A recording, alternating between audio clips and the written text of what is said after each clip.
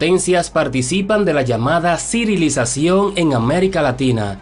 ¿Cuáles son sus planes? El ascenso de Vladimir Putin y su clan de San Petersburgo ha sido descrito como maquiavélico, pero se los representa mejor con los logros de Don Vito Corleone, la red de traiciones, el secreto y las fronteras borrosas entre lo que es negocio, lo que es gobierno y lo que es delito. Todo está en los libros de Mario Puzo. Así relató en su libro Written is Common el ajedrecista Garry Kasparov a la Rusia actual bajo el poder del ex agente de la KGB. Un veterano escritor desde el exilio pasó el necesario tamiz de realismo mágico por Nicolás Maduro e hizo un paralelo. Comparó al dictador que habla con aves con Pablo Escobar Gaviria, el capo narcocolombiano muerto en diciembre de 1993, quien se incorporó fugazmente a la política y alguna vez soñó con presidir su tierra. A mí me pasó una cosa esta mañana también, lo voy a contar, pues. Llegó el momento de contar nuestras cosas. Yo entré a una capilla chiquitica, como a las 8 de la mañana, 8:30. Una capilla pequeña, de madera, solo. Y estaba orando y recordándolo, porque hay una foto grande de él ahí. Una estatuilla de José Gregorio Hernández y un Cristo. Y de repente entró un pajarito chiquitico y me dio 3 vueltas aquí arriba. Se paró de una viga de madera aquí, empezó a silbar. Un silbido ahí, bonito. Entonces yo me le quedé viendo y también le silbé, pues. Si tú silbas, yo silbo. Entonces silbé.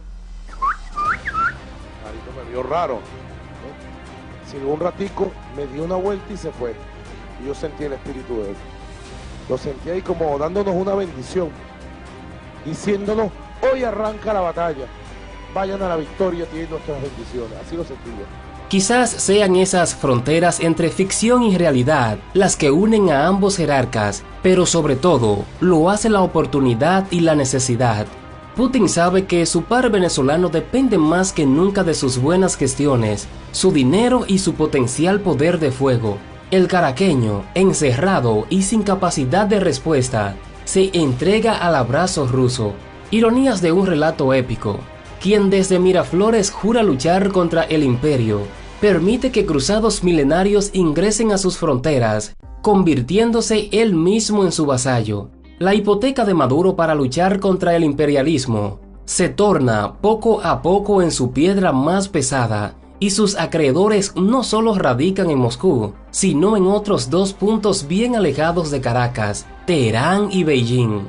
Las 3 potencias ya desplegaron el mapa de Venezuela para repartírsela a cambio de mantener en el poder al chavista. Planean convertir al país sudamericano en su nueva Siria, un negocio multimillonario y una conquista geopolítica clave en América Latina.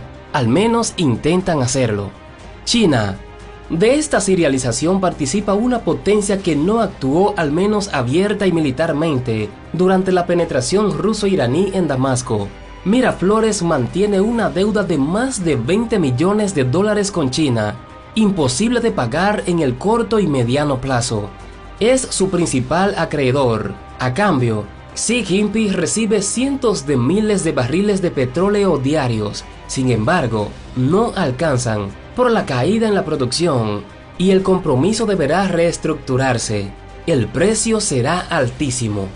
Aprovecha la debilidad económica y financiera de los estados latinoamericanos para penetrar sus administraciones. Un plan a fuerza de dólares frescos, de los cuales después los gobiernos regionales quedan atados. Los venezolanos tardarán años en librarse de la encerrona.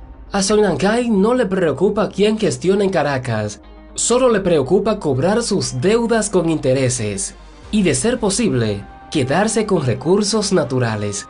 La estrategia mandarín es diferente a la del resto que participa del desmembrado pastel. A menudo propone negocios inyectando capital líquido en la economía, dando vida a la corrupción y erosionando los gobiernos necesitados. En Venezuela, la deuda es aún mayor. Sumando el préstamo con el poder central, empresas orientales, invirtiendo $60 millones en los últimos años, Todos se preguntan dónde está ese tsunami de capital fresco. Ese desprecio por las instituciones de democracia es lo que genera la empatía con Maduro y sus demás socios, Rusia e Irán. Igualmente, Cuba ingresa en el particular club de amigos, aunque ahora solo como soporte ideológico y anímico.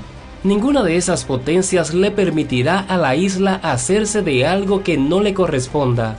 El Kremlin tiene la mayor ventaja para quedarse con la mayoría de los recursos venezolanos. Es que las deudas que mantiene Caracas con Moscú son impagables. Putin estira la agonía de su mal pagador como un acreedor paciente. A final del día podría apropiarse más de lo que le deben. Será la garantía más pesada de la historia de Venezuela. Actualmente, gracias a la generosidad del usurpador de Miraflores, el Estado ruso puede estar tranquilo. El balance contable le da positivo gracias a su amazónica presencia en zonas de explotación minera y refinerías de la saqueada nación. A través de la empresa Rosneft y su patrón, Igor Sechin, controla varios de los más prolíficos campos de extracción y destilerías en tierra venezolana. Posee el 40% de Petromonagas, de Petroperijá y de Petrovictoria, el 32% de Petromiranda, y mismo porcentaje del bloque Junín 6 y el 27% de Boquerón, además de otra industria que Rusia conoce bien, la gasífera.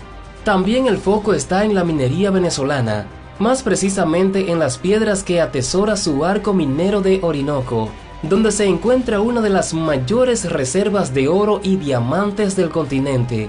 Esta área presenta una superficie de 114.000 kilómetros cuadrados con riquezas incalculables. La debilidad de cualquier zar es el otro delegado de Putin en Venezuela, el general que arribó el 23 de marzo a bordo de un Antonov AN-124, junto a otros 100 oficiales rusos. Continúan llegando. El general trajo consigo tecnología para cuidar los bienes y capitales rusos en su nueva Siria. Es subcomandante del Comando Principal de las Fuerzas Terrestres y llegó a Caracas como un protector de Maduro. Nadie creyó esa versión, ni los propios chavistas.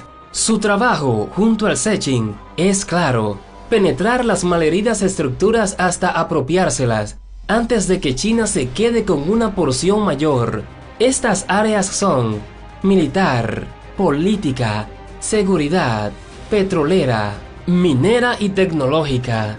Irán.